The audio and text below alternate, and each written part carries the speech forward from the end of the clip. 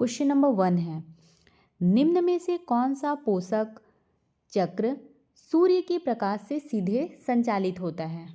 इनमें से कौन सा पोषक चक्र है जो सूर्य के प्रकाश से सीधे संचालित होता है बोला गया है? कार्बन चक्र, नाइट्रोजन चक्र, सल्फर चक्र या फिर फास्फोरस चक्र? राइट आंसर है ऑप्शन नंबर ए, कार्बन चक्र। कार्बन चक्र क्या है? सूर्य के प्रकाश से सीधे संचालित होता है। व्याख्या है, कार्बन चक्र का आधार प्रकाश संश्लेषण है जो सूर्य के प्रकाश पर निर्भर करता है। क्वेश्चन नंबर 2 है, जैव ईंधन के संबंध में कौन सा कथन सत्य नहीं है? जैव ईंधन पारिस्थितिकी अनुकूल है, जैव ईंधन लागत प्रभावी होता है, जैव ईंधन ऊर्जा संकट के समाधान में सहायक है, जैव ईंधन मक्का से भी बनता है। इसका राइट आंसर है ऑप्शन नंबर बी, जैव ईंधन लागत प्रभावी होता है। क्या बोला गया है क्वेश्चन में? जैव ईंधन के संबंध में कौन सा कथन सत्य नहीं है पूछा है, तो जैव ईंधन लागत प्रभावी होता है, यह कथन सत्य नहीं है। जैव ईंधन हमेशा सस्ता नहीं होता। क्वेश्चन नंबर 3 है, भारत में सर्वाधिक संभाव्यता वाला नवीकरणीय ऊर्जा स्रोत है? सौर शक्ति, लघु जल विद्युत, जैव पुंज शक्ति, अपशिष्ट से ऊर्जा? राइट आंसर है ऑप्शन नंबर ए, सौर ऊर्जा, सौर शक्ति। भारत में सर्वाधिक संभाव्यता वाला नवीकरणीय ऊर्जा स्रोत क्या है?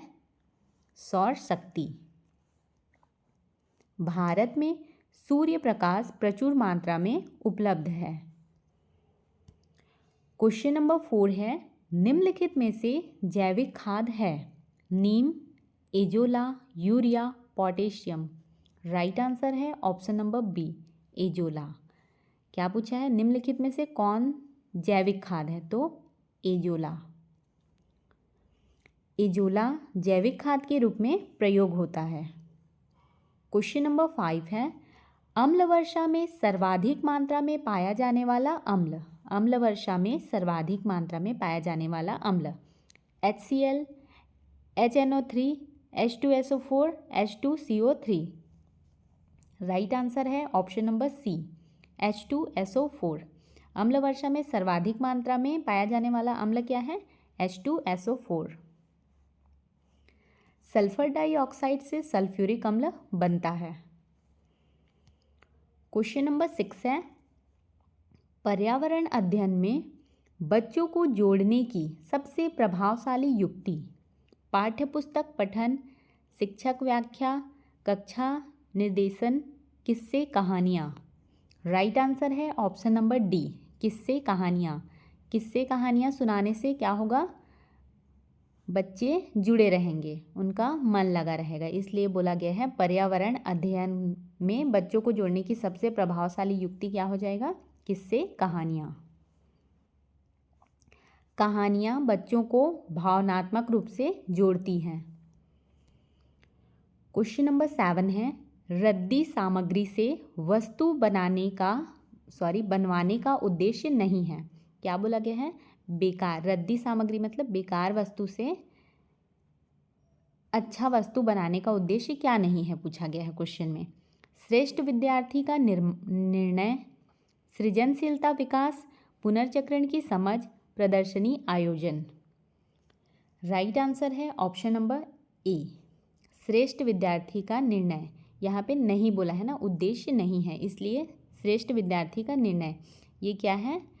रद्दी सामग्री से वस्तु बनाने का उद्देश्य। बाकी ये तीनों क्या हैं? इसके उद्देश्य हैं। वेस्ट से बेस्ट बनाना। ईवीएस में तुलना रैंकिंग उद्देश्य नहीं होता है। क्वेश्चन नंबर 8 है, फूल पढ़ाने के लिए, फूल क्या? फ्लावर। पढ़ाने के लिए कक्षा 2 की शिक्षिका को क्या करना चाहिए? बच्चों को बगीचे में ले जाना, प्रोजेक्टर पर चित्र दिखाना, बोर्ड पर चित्र बनाना, नाम लिखवाना? राइट आंसर है ऑप्शन नंबर ए, बच्चों को बगीचे में ले जाना चाहिए। फूल पढ़ाने के लिए कक्षा 2 की शिक्षिका को क्या करना चाहिए? बच्चों को बगीचे में ले जाना चाहिए। प्रत्यक्ष अनुभव सबसे प्रभावी होता है। देखकर सिखाना सबसे प्रभावी होता है, प्रभावी माध्यम है। क्वेश्चन नंबर 9 है, ईवीएस को एकीकृत विषय के रूप में पढ़ाने का महत्व है। एकीकृत मतलब एक साथ, इसमें कई सारे सब्जेक्ट मिले हुए होते हैं, इसलिए बोला गया है एकीकृत। ईवीएस को एकीकृत विषय के रूप में पढ़ाने का महत्व क्या है? प्राकृतिक व सामाजिक वातावरण से जोड़ना, सभी गतिविधियों में भाग लेना, परीक्षा में A+ लाना, भाषा से अधिक आनंद लेना। राइट आंसर है ऑप्शन नंबर ए, प्राकृतिक व सामाजिक वातावरण से जोड़ना। ईवीएस को एकीकृत विषय के रूप में पढ़ाने का क्या महत्व हो रहा है? प्राकृतिक व सामाजिक वातावरण से जुड़ रहे हैं बच्चे। ईवीएस जीवन से जुड़ा विषय है। क्वेश्चन नंबर 10 है, जो प्रजातियां किसी विशेष क्षेत्र तक सीमित हो क्या बोला है? जो प्रजातियां किसी विशेष क्षेत्र तक सीमित हो कहलाती हैं। महामारी प्रजाति, दुर्लभ प्रजाति, भेद प्रजाति, स्थानिक प्रजाति। राइट आंसर है ऑप्शन नंबर डी, स्थानिक प्रजाति। जो प्रजातियां किसी विशेष क्षेत्र तक ही सीमित हो क्या कहलाएंगी? स्थानिक प्रजाति। स्थानिक प्रजातियां सीमित क्षेत्र में पाई जाती हैं। क्वेश्चन नंबर 11 है, इको मार्क संबंधित है। निर्यात वस्तुएं, आयात वस्तुएं, सर्वोच्चतम गुणवत्ता, पर्यावरण सुरक्षित वस्तुएं। राइट आंसर है ऑप्शन नंबर डी, पर्यावरण सुरक्षित वस्तुएं। इको मार्क किससे संबंधित है? पर्यावरण सुरक्षित वस्तुओं से। इको मार्क पर्यावरण अनुकूल उत्पादों का चिन्ह है। जो उत्पाद पर्यावरण के लिए अनुकूल होंगे, इको मार्क। क्वेश्चन नंबर 12 है, HIV का पूर्ण रूप है। Humanity immuno deficiency virus, immuno deficiency virus, human immuno deficiency bacteria, या फिर ह्यूमन इम्यूनो डिफिशियंसी वर्च्यू। क्या है इसका पूर्ण रूप? HIV का इसका पूर्ण रूप है human immunodeficiency virus. V है वायरस और ये I इम्यूनो H से ह्यूमन इम्यूनो डिफिशियंसी वायरस इसका फुल फॉर्म है। HIV क्या है? एक वायरस है। क्वेश्चन नंबर 13 है, निम्न में से संक्रामक रोग है। अस्थमा, खसरा, स्कर्वी, मधुमेह। राइट आंसर है ऑप्शन नंबर बी, खसरा। ये क्या है? संक्रामक रोग है। संक्रामक मतलब एक दूसरे से फैलने वाला। खसरा वायरस जनित संक्रामक रोग है। क्वेश्चन नंबर 14 है, पोलियो का टीका विकसित किया। Marie Curie, Jonas Edward Salk, Louis Pasteur, Alfred Nobel. Right answer है option number B, Jonas Edward Salk ने। पोलियो का टीका किसने विकसित किया है? Jonas Edward Salk. साल्क ने पहला प्रभावी पोलियो टीका बनाया। क्वेश्चन नंबर 15 है, मानव में बीमारी उत्पन्न करने वाला जीवाणु है। Varicella zoster, trypanosoma, salmonella typhi, plasmodium. Right answer है option number C, salmonella typhi. क्या है ये? मानव बीमारी उत्पन्न करने वाला जीवाणु है, साल्मोनेला टाइफी। साल्मोनेला टाइफी क्या है? टाइफाइड रोग करता है। क्वेश्चन नंबर 16 है, कार्बोहाइड्रेट व प्रोटीन दोनों में पाया जाने वाला तत्व। Chlorine, nitrogen, carbon, sulphur. Right answer है option number C, carbon. Carbohydrate व प्रोटीन दोनों में पाया जाने वाला तत्व क्या है? कार्बन। दोनों कार्बनिक यौगिक हैं। क्वेश्चन नंबर 17 है, झूम खेती पाई जाती है केरल, बिहार, मेघालय, मध्य प्रदेश। राइट आंसर है ऑप्शन नंबर सी, मेघालय। झूम खेती कहाँ पाई जाती है? मेघालय में। झूम खेती पूर्वोत्तर भारत में होती है। क्वेश्चन नंबर 18 है, सबसे खतरनाक पराबैंगनी किरण है? कौन सी है सबसे खतरनाक पराबैंगनी किरण? UVC, ये सबसे खतरनाक पराबैंगनी किरण है। UVC सबसे अधिक हानिकारक है। क्वेश्चन नंबर 19 है, ग्रीन पीस इंटरनेशनल का मुख्यालय है? न्यूयॉर्क, एम्स्टर्डम, नई दिल्ली, नागासाकी। राइट आंसर है इसका ऑप्शन नंबर बी। क्या है? एम्स्टर्डम। ग्रीन पीस इंटरनेशनल का मुख्यालय है एम्स्टर्डम में। इसका मुख्यालय नीदरलैंड में है, नीदरलैंड। क्वेश्चन नंबर 20 है, नदी के जल में प्रदूषण स्तर मापा जाता है? ATP, STP, BOD, GTP। Right answer है इसका ऑप्शन नंबर सी, BOD। नदी के जल में प्रदूषण स्तर किससे मापा जाता है? BOD। क्वेश्चन नंबर 21 है, निम्न में से कौन सा ईंधन न्यूनतम पर्यावरणीय प्रदूषण करता है? इनमें से कौन सा ईंधन न्यूनतम पर्यावरणीय प्रदूषण करता है? डीजल, कोयला, हाइड्रोजन, केरोसिन। राइट आंसर है ऑप्शन नंबर सी, हाइड्रोजन। ये क्या है? हाइड्रोजन न्यूनतम, सबसे कम पर्यावरण प्रदूषण करता है। हाइड्रोजन के जलने से केवल जल बनता है। क्वेश्चन नंबर 22 है, निम्न में से कौन सा पारिस्थितिकी का अजैविक घटक है? पौधे, कवक, ह्यूमस, बैक्टीरिया। राइट आंसर है इसका ऑप्शन नंबर सी, ह्यूमस। निम्न में से कौन सा पारिस्थितिकी का अजैविक घटक है पूछे तो क्या है? ह्यूमस। ह्यूमस क्या है? ये मृत कार्बनिक पदार्थ है जो पौधे या फिर जीवों के विघटन से बनता है। ह्यूमस मृत कार्बनिक पदार्थ है, जीवित नहीं। इसका क्या उपयोग होता है? ये मिट्टी की उर्वरक क्षमता बढ़ाता है। क्वेश्चन नंबर 23 है, UV किरणों के अत्यधिक प्रभाव से मानव में हो सकता है? क्या हो सकता है? प्रतिरक्षा तंत्र की क्षति, फेफड़ों की क्षति, त्वचा का कैंसर, आमाशय का अल्सर।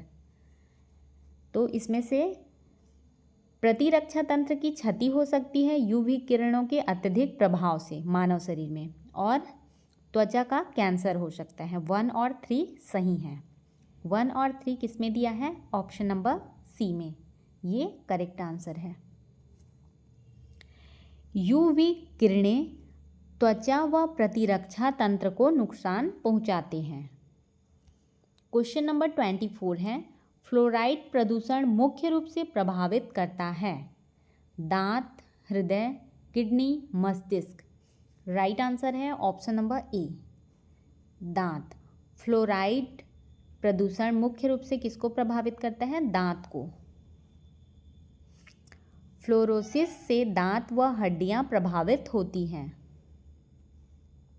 25 है, आगरा में ताजमहल को सबसे अधिक प्रभावित करने वाला प्रदूषण है? वायु प्रदूषण, जल प्रदूषण, मृदा प्रदूषण, ध्वनि प्रदूषण।